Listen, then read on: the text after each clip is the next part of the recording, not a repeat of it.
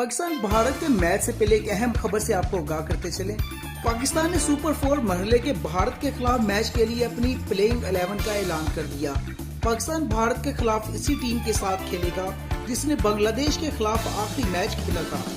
पाकिस्तान की टीम में 3 fast bowler, 1 fast bowling allrounder और 3 स्पिन ऑलराउंडर शामिल है। फास्ट बॉलिंग के शोबे में शाहीन अफरीदी, नसीम शाह और हारिस रऊफ को फहीम अशरफ सपोर्ट करेंगे।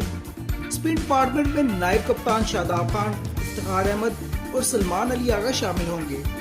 टॉप ऑर्डर में फखर जमान, इमामुल हक और कप्तान बाबर आजम टीम की पोजीशन को मुस्तहकम बनाने की कोशिश करेंगे। मोहम्मद रिजवान विकेट कीपिंग की जिम्मेदारियां निभाएंगे। ये थी आज की पाकिस्तान की जानब से टीम की जो ऐलान कर दिया गया, जिसमें बताया गया कि पाकिस्तान की जानब से भारत के साथ खेले गए मैच में कौन कौन से प्लेयर शामिल होंगे।